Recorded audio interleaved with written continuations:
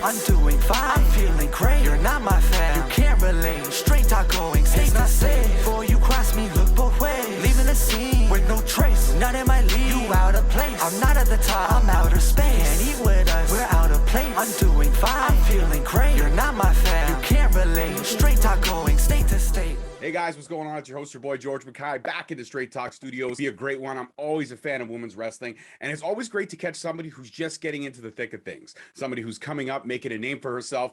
And I got somebody in Ontario that we all should be keeping our eyes on. So all promoters, stay woke, and please help me welcome Miley to Straight Talk Wrestling. How are you? Good. How are you? You know what? I can't complain. Just before we push record, I was telling you about how sometimes being around all these beautiful women in my life, I feel defeated. I do. I feel defeated. You love them to death, though. I love them to death. Even the dog. The dog is, the dog has such a diva complex, Miley. Like, she's like this big, but she thinks she's like Napoleon. Like, she's got a Napoleon complex. So when the front doors open, any dog that walks by, she's rah, rah, rah, rah, rah. As soon as I take her outside, she starts shaking. Like, she's a big coward. She has a lot of bark and absolutely no bite. No bite at all. That seems to happen with all the small ones too. It's usually always the small dogs. Right? It's like they feel like they have to really make themselves stand out so people know, like, don't mess with me, I'm strong. And then it's like, no. Yeah. You're adorable, you're not strong. No, not at all. Not at all. Like if she saw a Rottweiler, she would pee where she stood. She absolutely would. She'd be like, oh my God, this thing's like quadruple my size. Actually, the Rottweiler is probably about the size of a Rottweiler's leg, I'd have to say. What breed is she? What is she? Oh, she's a Pomeranian. Well, okay, so the breeder told us she's a half Pomeranian, half poodle, but I think she's half Maltese, half poodle, just by the way she looks. So she's about the size of a Maltese. She's kind of got the elongated snout of a poodle, but she's but she does the standing on two legs thing like Pomeranians do. So I don't know. She's cute. I bug her. I give her headlocks. I flick her nose. That's what I do. I bug her. Little white fluffy dog, eh? Yeah, little white fluffy. Right now she's shaved. I'm assuming she's white. Yes, she is white. She's white, a couple little brown spots here and there, but it's because my daughter doesn't brush her. So we had to get her shaved down for the summer because she's got all kinds of tangles. So the groomer's like, what do I do? I'm like, shave her.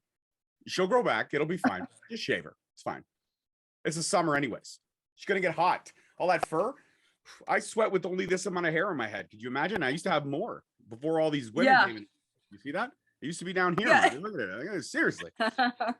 All right, so let's talk about you. Let's talk about this crazy wrestling business that you've gotten yourself into. Now, if anyone watched the 5 questions, which always airs the Saturday before our conversation, they will know that you got into this business because of your boyfriend. Seeing him and seeing what he did, you sat back in your chair one day and you said, I could do that. I could do that too. And here we are. Miley is born.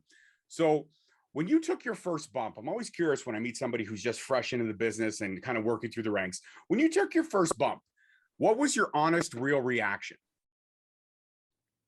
My real reaction? I mean, like, it was in front of everyone. So I was like, I played it cool. It wasn't the worst thing in the world. I mean, obviously no one likes it. But in my head, I was just like, I can't believe I did that. Like, I've never been the person to do anything risky in my life. Like, I wouldn't even do a flip on a trampoline. So doing that for me, I was like, oh crap, okay, I can do it. And then it kind of just like motivated me, like, wait, what else can I do? And well, I've seen you wrestle a few times. The first time we saw you was at CWF. You were facing Cece, and it was for part of the Revolution kind of segment of the CWF show. And you two put on a great match. And my daughter and I both looked at each other and were like, we got to keep our eyes on these two. And then, you know, we've seen you around more and more. And then you were at Revolution and you had some great matches, and you faced some great opponents already in your young career. One, most notably, to talk about Revolution, great promotion run by Chris Levenois. He's a great guy, great friend of the show. You faced Cece Moss, who is arguably, I want to say straight up, the powerhouse of Ontario women's wrestling. Her and Jody Threat, for me, kind of go 1 and 2 when it comes to Ontario women, because they are so strong, they are so fast, and they're both incredibly sweet outside of the ring, but in the ring, they will tear your head off and not feel bad about it. Yeah. Oh, absolutely. And you face both women. So this is a hard question, Miley, because I'm going to put you on the spot. You face Jody, you face Cece. Who was tougher? Oh my gosh. that is such a hard question. Like, it's just such different. It was such different experiences with both women. But they're both powerhouses. I don't know. Like, I remember with Jody, there was a moment where, you know, I had to get up on her shoulders from the ground, and I thought, like, okay, where am I gonna pose? And she just deadlifted me onto her shoulders from the ground. And I was like, what in the heck? It's like, this woman is insane. Who the heck can do that? Like, just deadlift off the ground onto her shoulders. And I was like, there's nowhere for me to post. I don't even have to post. And then Cece Moss at Women's Revolution, I did a crossbody off the second rope, which was the first time I've ever done it in my life. And she caught me. And I was mind blown with like how freaking solid she was. Like, it's insane. I don't know. Both women have just like blown my mind. It's a draw for me. I cannot pick one. I can't. They're both just so immaculately just powerhouses. All right, that's fair. I gave you a hard question. I put you on the spot there, but that's what we do here on Straight Talk Wrestling. We ask the hard questions. We ask the tough questions. It can't be, we don't pull any punches, or else it wouldn't be called Straight Talk Wrestling. It'd be kind of, sometimes we shoot it straight, sometimes we don't. Maybe that's what we'll call the show, but it's not straight. Sometimes. I go straight to the point, man. I go right for the jugular. That's what I do. I go right. I rip the throat right out.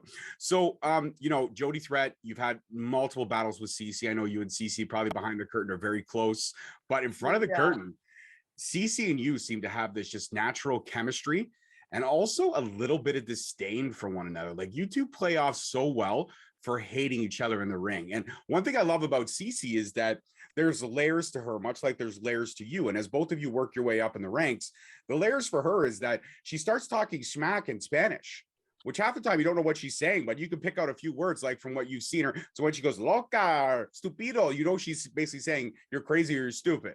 Either way, you're going to get in trouble. But you two have a natural chemistry. And I have to say, the one thing that impressed me the most about you in those matches is your speed. You really are a firecracker, my dear. You fly all over the ring. And for somebody who says that was the first time she ever did a crossbody, you looked fluid. You looked like you had been there before and you knew what to do. So from a wrestling fan to someone who's been to a lot of shows and interviewed a lot of amazing people, had conversations with amazing people, because we don't do interviews, we have conversations. But straight up, take those risks. Keep taking those risks, because you're going to build up such a great repertoire that you'll be able to take somebody like Cece Moss on, and you'll get to the point where your confidence is right there, and you'll be back in the ring with Cece, and you'll be like, let's dance. And it'll just be like, boom, it'll be awesome. But yeah, keep taking those risks, because you look fluid, and I get it. You're still learning. Mistakes are going to happen. So speaking of that, that's a great segue for me. Mistakes. What's the biggest mistake you've made in a match thus far in your young career? Like, when you look back and you watch that match and you go, oh man, why did I do that when I should have done this? But I did that. What was I thinking? I mean, I give it to myself. I've been able to hit every spot with all the matches that I have had. So that's one thing that I'm really happy with. But my match with Jody Threat, I was very, very new. It was my fourth match ever. So fourth match ever. It was my second in that day. So it was my first time doing a double show in one day. And I just gone from the one, and she was my second of the day. And in that match, I watched the whole match, and I was like, oh my God. I was like, what did I do? Because I hit everything, and I was happy with it. But then watching myself, I very much wasn't used to taking the rope or running the ropes and taking a turnbuckle. So me and my friends call it like, I basically took a turnbuckle like a Muppet. Like I would literally, and I looked like a Muppet, and I'm totally okay with making fun of myself for it, because I would, like, you know, you get shot into a corner, and usually, you know, you hit it and you turn around because you got to feed. But I didn't, in my head, I was so new and I just didn't know this. And I was just like trying to take everything right. But I would just I would take the corner and I'd run at it with my arms up, like, ah, and then I would just hit it and kind of stay there. and like wait for Jody to grab me. And like I wasn't like attacking the corners. I was doing like these long drawn out like flailing arms running at it. And that for me, like as soon as that, like we finished that match, I got some great feedback from Jody, the best feedback I've ever gotten in terms of improving myself. And ever since then, I have just like made sure that I can do that now. I work nonstop on taking those buckles and getting those whips right. So you know, that for me was just learning how to take the buckles and run the ropes was a big thing. And it took 4 matches for me to realize that, because my first 2 were with Cece Galaviz, and we trained together, so our matches were very she knew how to work with me already so well to do exactly what I can do. So, you know, I wasn't doing that stuff. So I never had to have that happen and be like, oh my God, I'm not doing that right. So 4th match, it was that light bulb moment of like, oh wow, okay. Yeah. That's, you know what, it's stories like that though that you're gonna look back when you 2 years down the road when you're in this business and you're in the thick of things and you've got like 100 plus matches under your belt. You'll look back at this conversation and you'll be like, yeah, I've exceeded that. I've reached that glass ceiling and I punched through. Level up moments. I stole that from Holden Albright, one of the great wrestlers here in Ontario, and he said that you always reach these level up moments. So when you had that feedback from Jody, you leveled up. You knew what you had to do. So you went in, you put the work in, and now you've leveled up, and you'll level up again, and you'll level up even more. But, you know, my daughter asked an interesting question. It's a question that I gave her because, like I said, you're so happy. I don't think you could ever possibly have a frown because I just don't think you're built that way. But, I mean, isn't playing the bad guy funner? I don't know. It was fun when I did it. I got to do it with my boyfriend and his tag partner. So I did have fun with that. You can definitely get a lot more play with the crowd, but I don't know. I don't like, I can't get a smile off my, like, I really can't. It was a lot of people would say to me, and you know, I'd be practicing and practicing. They're like, "Stop smiling. You have to stop smiling." I'm like, "I'm not smiling. I think that I'm just like I'm selling. I don't know. It's just naturally on my face. Like I'm like mad, and I'm like ah." So I just don't think I could. I don't know. I could do it. I wouldn't love it. Okay, that's I'm sure I would have answer. fun someday. Yeah. Someday I'm sure I could have fun with it, but right now I like kind of being more of myself. Hey, when I get to go out. That's what it is. It's all about finding that balance to be yourself and this character that you've created or manifested and kind of turning yourself up to 100. So if you're Smiley Miley and that works, I'm all for it, man. I'm all for it. Be happy, be charismatic, because you do definitely have a natural chemistry with the crowd. When you came out to Revolution, as the match went deeper, people were really excited. And then you got over because Cece pulled her typical Cece and she did a little bit, you know, underhanded dirty deeds, we'll say. Cece's a great talent. I love her to death, but listen, you got to call a spade here. And she just, she pulled a Cece. That's what she did. Yeah. So you talked about ACW. Now, ACW is a new promotion. They had their first show. You were there as well. So it seems like you really are getting your name out there because, let's be honest, in Ontario, or more so Canada, female wrestlers are, you know, kind of a few and far between thing. It really is a niche thing. And even though there are some amazing names out here that have broken down barriers, that have kicked ass, that have taken names, and then there's a great promotion like Revolution that's highlighting the female talent here. What did that mean for you to get that call and be like, listen, you know, we're going back to Mississauga, we're going back to our home venue, and we're doing the show there, and want to bring you in, want to make you part of the roster, and it's an all-women's roster. You're not sharing the spotlight, you are the spotlight. What's a vibe like that? For that, I mean, it was huge. Being on an all-women show as a female wrestler, it's like, it's peak.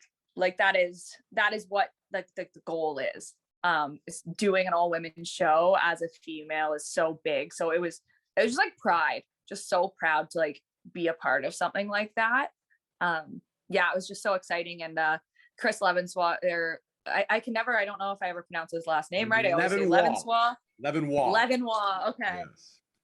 Yes, I'm like, I see the guy so often. I love him to death. So to work for him too was something that was very exciting to do.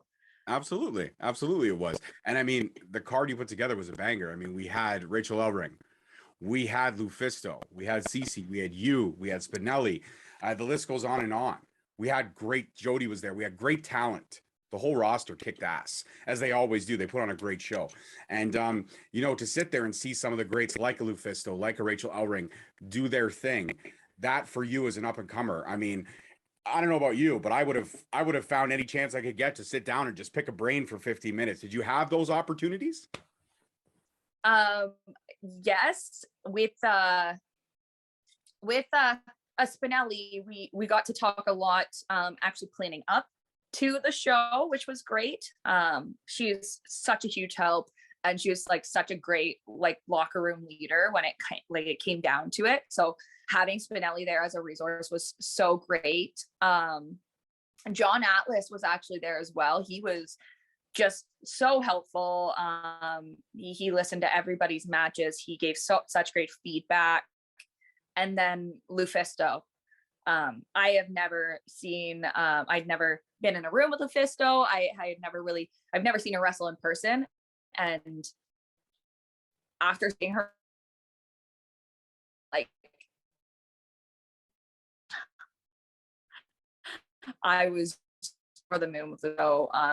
And her and Cece Gal put on to train with Cece Galaviz and like see her match with Lufisto. I was like beaming with just like, I'm so proud that like I trained with this girl and she's just kicking such great butt. And like I was on like closely after them, and I was just like backstage like almost in tears that I was so like, this is amazing. I can't believe like this is happening and like they're killing it.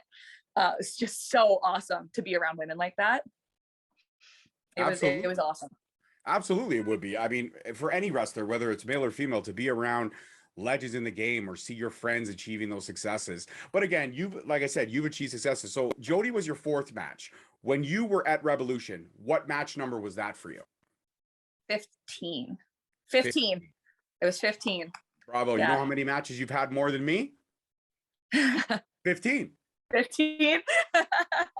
But you know what? 15 is great. I mean, in such a short span to train, to fall in love with this business. And also, I mean, your boyfriend, kudos to him, because he's also a great talent as well, a great up-and-comer as well. And you guys get to do it together, which is awesome. You guys get to travel around.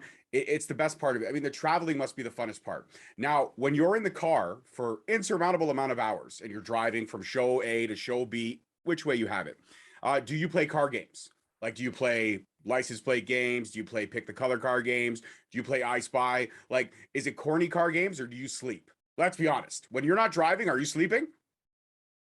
No, we don't sleep at all. The only person that ever sleeps is Chili Brown. Okay. Chili Brown is the only person that sleeps.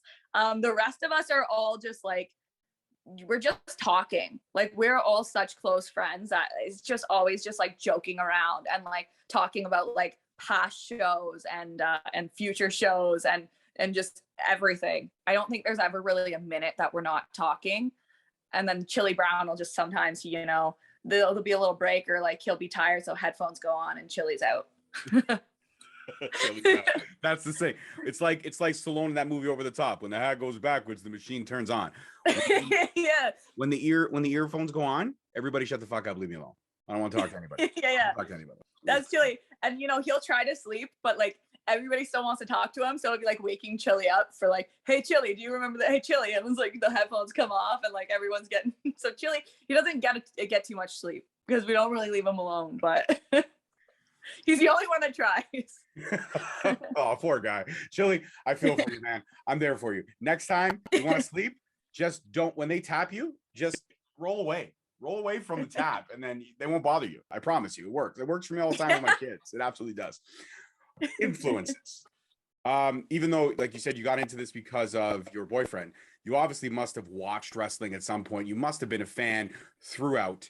What were the influences for you when you look at some of the great female names that have donned this sport, have competed in this sport? What is something that what is one female or two females you look at and you go, that's the pinnacle for me? That is like, wow.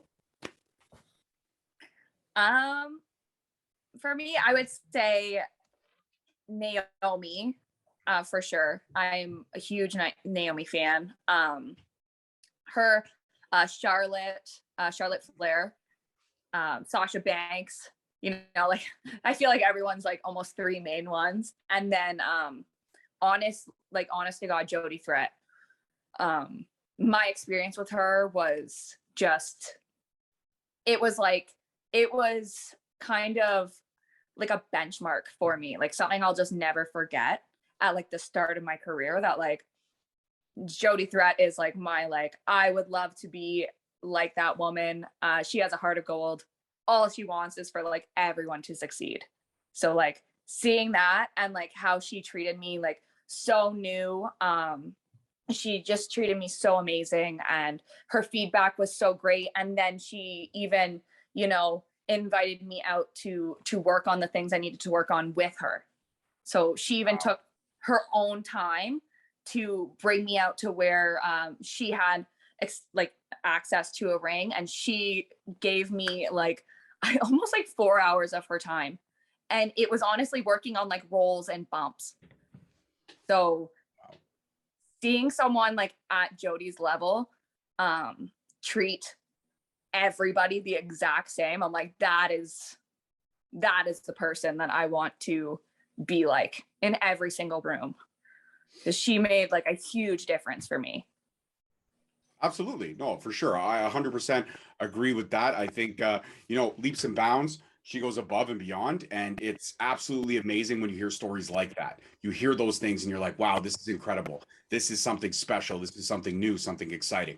And the fact that wrestlers who have worked their way up are giving back, that's what it's all about. It's all about paying forward for the next up and comers, because you never know when that up and comer may be on a main card with you, maybe the main event with you. So if you're going to give them that coaching and that little time with them at the end, that's going to put them leaps and bounds ahead of anybody else.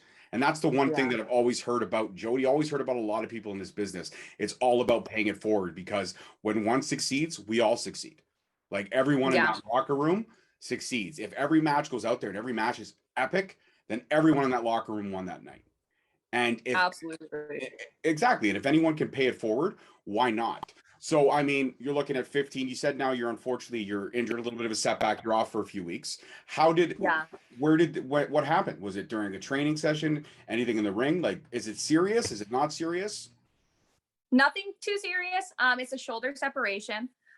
So I was given about 4 to 6 weeks for to be off for my healing. It was in practice. It was like a complete fluke. It was literally, I was in the corner giving someone a back elbow, and they came in running super, super hot at me, and it just it jammed it in, which like, when would that ever happen? But of course, you get the angle right, you get the speed right, you get that pressure, and then so I'll be back by May. Nice. Back in time for the summer, back in time for those outdoor shows to kick into gear and everything like that. So I segued a little bit, but let's go back to ACW for a second. You're on the first card, new upstart promotion. You're going out there, new fan base for you, because that's not an area you've yet tapped into. And how was the overall experience there? Did you gain some fans that night? Were there some young girls or girls in the audience that were like, yeah, some guys were probably like, yes, great, another new talent. This is awesome. ACW was insane. I had like one of the best times I've ever had at a show. It was so different from what I've been used to. I think I gained a decent amount of fans. And they've reached out, they sent me photos. I love it. And it was just so weird. I've never been at a show where the crowd is at the ring. So like, they are right at the ring. They're pounding on the mat, and like everybody's drinking, everyone's having a good time, and like it's such an atmosphere. And like the the jobbers were there, so they were playing live music, and then in the background of the matches there's some music playing, which I liked because I get hyped up to music, so that is awesome. Like the atmosphere was just like, it's insane. It was so fun. I loved it. I cannot wait to go back to ACW whenever they will have me. I can't wait. Absolutely. I'm sure they're going to have you back. Because like I said, you got a bright future. A couple more questions and I'll let you go enjoy your evening for sure. But my next question would be is, I mean, everyone has that, I guess you want to say, match where they don't think they can do it, but then they do it. And it's like, wow. And I'm talking about bringing in objects, potentially having a ladder, all these little things that could make the difference in storytelling in terms of in the ring. Because that's what you are. You're a storyteller. When you're in there, you're telling this great dance without words. And it has highs and lows, it has ups and downs. And eventually we have a winner and a loser, because that's what wrestling is. There's no participation awards here. You either win or you lose. That's it. There's no in between. Sometimes you get a time limit draw, but that doesn't happen too often. Now, for you, I mean, let's say I'm a promoter, I'm a booker, I call you up, I say, Miley, you know, I want you to come out to my show. I want to put you in a ladder match. Yeah, definitely. I mean, I'm like the most prone to injury human being on the planet. So, I mean, I would definitely be a little sketched out, but hell yeah. Nice. Awesome. What about like a Falls Count Anywhere or Iron Woman match? Any of these matches that really test you? Yeah. Oh yeah. I would love that. I mean, whether you feel ready or not, I feel like you just got to do it. Like, that's the only way you can get ready, right? It's just like, go into it. Like, hey, I don't know, maybe the next one will be better if it wasn't good, but heck yeah. I like that. Promoters, take notice. She's willing to go out there and put her body at risk for the fans. So take notice. Just don't, maybe in the match, don't have a spot where somebody does you have to give somebody a back elbow, because we don't need that again. We don't need you on the shelf. We need you 100%. No back elbows. No back elbows. That's it. Whenever you're planning out your matches, somebody's like, hey, is there anything you don't want to do? Yeah. You know what? No on the back elbows. I will take a chair shot to the head, but no back elbows. No back elbows. I like my elbow, and I don't want it to get hurt. I like it too much. Yeah. It's my favorite body part. It really is. It holds everything together. It helps me pick up forks and stuff because it moves my arm where I need it to go. I like it. I don't want it to go anywhere else. No, I need that. Yeah, I just be that weird girl that's obsessed with her elbow. Like, all right, that's weird, but instead of like the you know the shots in front of the mirror when you're like, yeah, Saturday night I'm going out, you're like, oh, look at my elbow, so smooth. Check this thing out. Check this bad boy. Oh, healed up. You see it? Oh, amazing. So what do you and Rodney do? Like when you're not training, you're not traveling to shows, you're not, you know, talking wrestling, living, breathing wrestling in the business. What do you do if you get like, you know, you get a Friday night off, you don't have a booking, you have a show on Saturday, but it's not till like 7 o'clock in the afternoon, so you can stay up a little bit late on Friday. What's the go-to for you two? Like, are we talking ordering pizza and binge watching like horrible television? Or do you have a selection of bad movies? Like everyone has a bad movie that they love. If you tell me yours, I'll tell you mine. But tell me what you and Rodney do on a rare night off when you have no wrestling. Usually we will be like, let's sit down and watch a movie, and then he'll fall asleep. Being completely honest, I mean, there's never like, oh, we'll go out and do this, we'll go do this and that. It's like, okay, let's watch a movie, and then he's passed out because he gets up at like 4:30 every morning to go to work, and so then we end up just going to bed. But I love getting pizza. That's always fun. Pizza's always a good one. Yeah, or any night off, sometimes we'll just kind of fill with ring time. So we'll try to get everyone out to the ring and just do some open ring time. So we never really get many nights off. Hey. Otherwise we're like, let's fill it up with something. Absolutely. If you want to be the best at your craft, you want to be the best of your ability, you got to put the work in. So I don't think that's a bad thing at all. Now, bad movie. Like I said, everyone has a bad movie. A movie that everyone hates, but you love. I'll tell you yours I'll tell you mine if you tell me yours. The movie, you know, mine used to be The Love Guru. I used to love it. I thought it was great. I would stand by it until Rodney called me out. He's like, there's no way it's going to hold up to how good you thought it was. Like all the other times you watched it, like you're older now. And then I have it on DVD. So during COVID, I brought it over and it just didn't hold up. It didn't hold up. No, not at all. So I think that was my like the one that comes to the top of my head. Love Guru. It's okay. Not good at all. I've got the quotes all in my head all the time, but Mariska yeah, what's yours? Mariska exactly. mine is yeah, mine is, I guess it's developed a little bit of a cult following now, but when it first came out, it was a right stinker. Everyone was like, this movie's trash. And for me, that's Semi-Pro. I mean, anytime you could see Will Ferrell with like a Jew-fro in the 70s singing Love Me Sexy, that's, I mean, I don't know anybody that doesn't laugh at that. Yeah. My wife does not laugh at that. I still laugh. And you know what? It still holds up. I have that on Blu-ray and it still holds up. Okay. Will Ferrell on a 4K TV with a Blu-ray, let me tell you, that's like, wow. Yeah. It's gorgeous. It's absolutely gorgeous. But that is one of my all-time guilty pleasure movies. Like if nobody's around, like the wife and the kids are gone, I'm by myself. I have myself a bubbly. Yeah. I have myself my favorite chips and my big old chip bowl. And I put on Semi-Pro when nobody's around. I love that. I mean, you gotta, if you like it, you gotta watch it and keep it up. If it gets you in a good mood and it makes you feel happy, hey, watch it. Just keep going. That's it. Get it on Blu-ray, get it on DVD, download it on your phone. Get it on iTunes, do everything. Buy it all. Find the VHS if VHSs were still around. Find the VHS. Just get it all. Yep. On every avenue. Every avenue. Yeah. You know what's funny is when I try to explain VHSs to my daughter, she looks at me like I had 3 heads. Oh, really? Oh yeah. I go, once upon a time, there were these things where you had to push them into a VCR, which is a video cassette recorder. You put that in and you push play. And she goes, what did it do? I go, well, it played movies. Like it went from one side to the other and then you had to rewind it to start the movie again. Oh my God, you just didn't have to push the menu button back? I go, no, it wasn't that easy. Or you couldn't just pause it and like find the space where you left off. No, you had to, if you did that and somebody rewound the tape, you had to sit there for 15 minutes fast forwarding it to get where the fuck you were.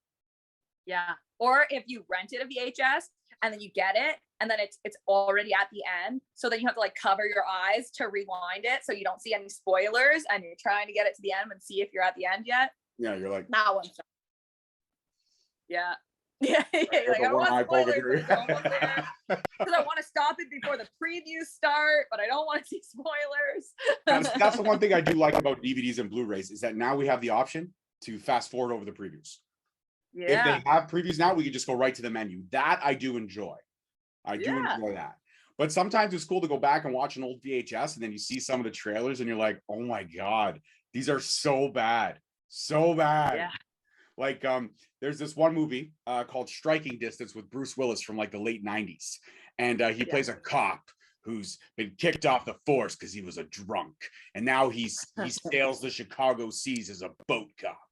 But he's still hunting down the Red Riding Hood killer. And then this lightning bolt comes across the screen and I'm like, the fuck is with the lightning bolt? Like, I get it's called Striking Distance, but we need a lightning bolt there, like the whole thing. And like they show clips from the movie, so it's like Bruce Willis being like, I'm gonna find him, lightning bolt. And when I do, lightning bolt. It's like, what the fuck? Why? Okay, I get it. I get it. Some trailers back in the day, horrible, absolutely horrible, god awful trailers. They're so fun to watch. Oh yeah, even watching trailers on DVDs, like even that, I'm like, damn, those are bad. Like it's always that same voice too.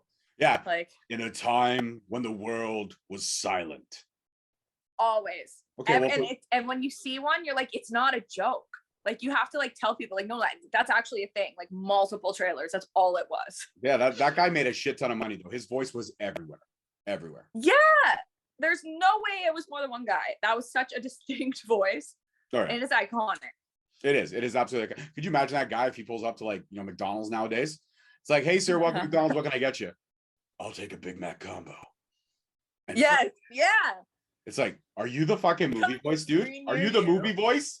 Oh my God. Free burger around the house. Amazing. I love it. I love the movie voice.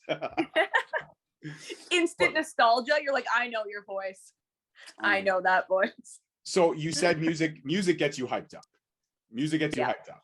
So when you're like, you're the next match out, you got a chance for one song. You put in your earbuds and you're vibing. What's the go-to song from Miley that gets you hyped? It's my entrance song. My entrance song is my peak hype. I try not to listen to it on my own because I don't want to ruin it for myself. But like, because you know when you hear a song and like, even though you've heard it over and over and over, every time it hits, you're like, yes, that's such a good song. You'll press play, you're like, so good. My entrance song comes on, I'm like, damn, that's a good song. Like, I like, I want to get hyped. I'm like starting my workout, like put my own entrance song on. I'm like, that's a good song. Good song. So, that's a good song. Yeah. So Ballroom Blitz is my number one. Like that will always get me hyped up. I love it. It's a very cool song. When you came out to it, I was like, oh, Miley, she got a little flavor. I like it. For me, it's Till I Collapse by Eminem. I don't know what it is, but Till I Collapse. Oh, so good. Such a good tune. Till I Collapse, I'm spilling these raps. Long as you feel, it gets me. I'm going to listen to it after we're done. I got to listen to it after we're done for sure. Yeah. Oh my God.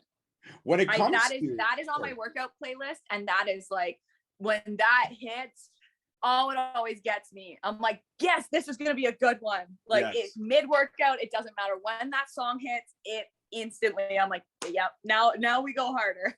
Yeah, when Nate Dogg comes on, till the roof goes out, till the lights go out, and you're like, got it. Yeah. It's like all about rapping, like, till I collapse, I'll be spitting these raps, and you're like, like I'm gonna go hard. Yes, I don't rap, but I'm gonna do that.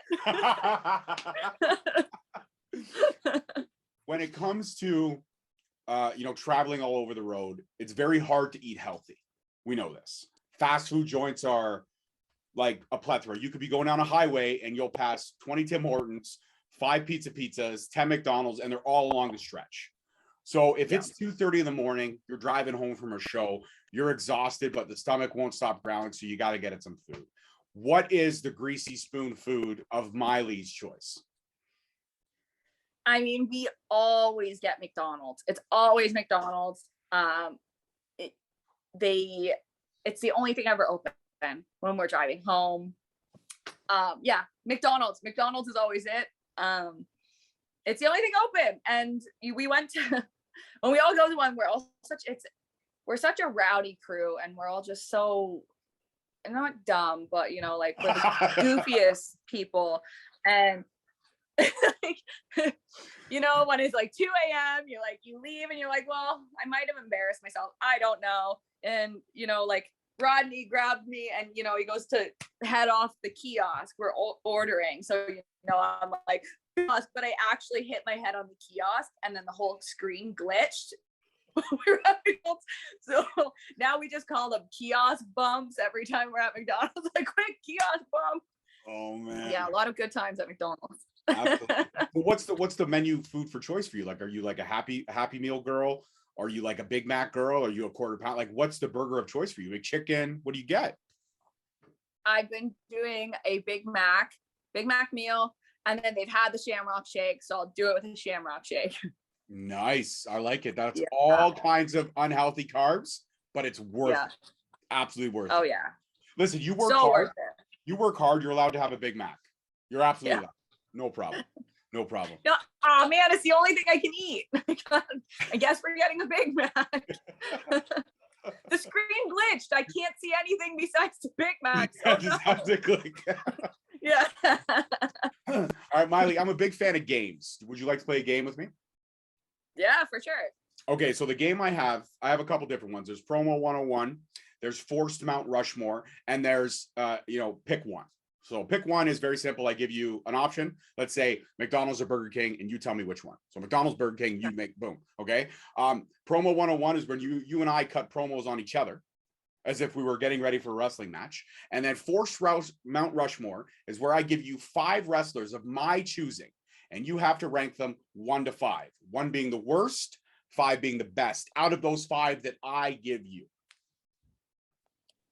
Okay, I'm gonna go with pick one. You're gonna go pick one. All right, so I gotta pick the easiest one because my brain at this time of night, it's not going very fast. Today, someone asked me if I had a bunny when I was a kid, and I literally responded, "What's a bunny?" Oh. So, like today, I'm like, I can't cut a promo. I can't. Give me two options because I don't even know what a bunny is. All right, here we go. We'll start with a practice question, really easy. Xbox or PlayStation? Xbox. Okay, so there you go. There you go. That's the basis of the game. Now here we go. Billie Eilish or Eminem? Eminem. Good choice. Smart girl. Very smart young lady. Very smart young lady. Pizza or burgers? Pizza. Okay, I like it. I like it. The Shamrock Shake from McDonald's or a Frosty from Wendy's? Shamrock Shake. Okay, you actually answered that one a lot quicker than I thought. I thought you would have taken a little bit of time, but you had it right there. You had it. Okay. You can get Frosties year round. Shamrock Shake seasonal. I'll get one every day when it's in season. All right, fair enough. Fair enough. Beer or liquor? Like if you're out. Liquor. Okay. I don't drink beer. Tropical weather or cold weather? Tropical. Okay, fair enough. And my final question. This is a big one. A lot of people are going to be divided on this question. Cats or dogs? Oh.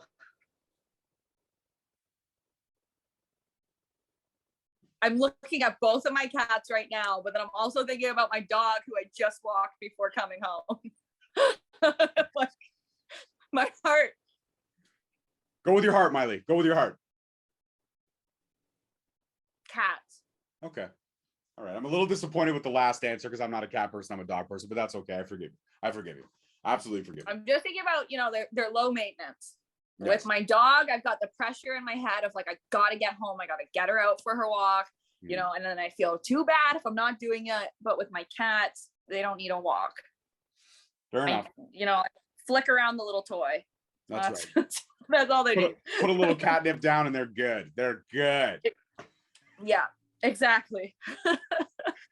Miley, this has been an amazing conversation. I had so much fun. And I want to let you know now, you are officially a member of the Straight Talk family, which means anytime you want to come back, we'd be honored and privileged to have you back on the show.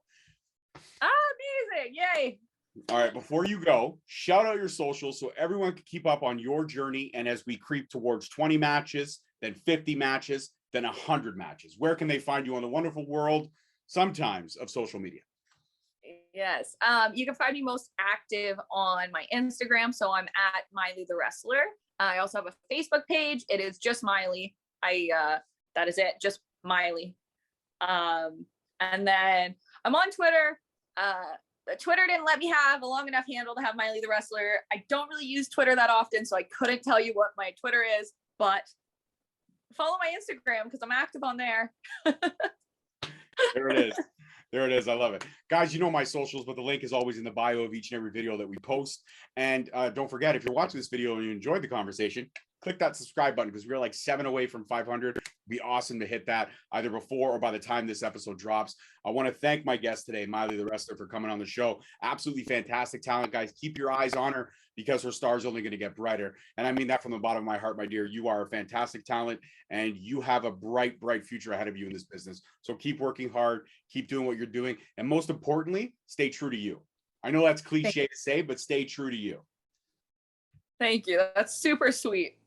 No problem. I'm sweet. I am super sweet. I mean, I'm a girl dad. I have to be aggressive sometimes, but not all the time. A couple times you have to let things go, but not all the time. Sometimes you have to be sweet. You do. You have to be sweet. You have to. I love it. Absolutely. All right, guys. Peace, love, and wrestling. We'll see you next time. Peace.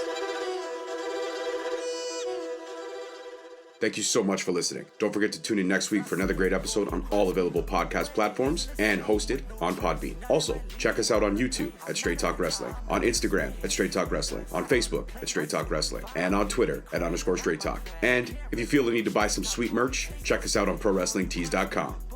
Leaving the scene with no trace, none in my league. You out of place. I'm not at the top. I'm outer space. Can't eat with us. We're out of place. I'm doing fine. I'm feeling great. You're not my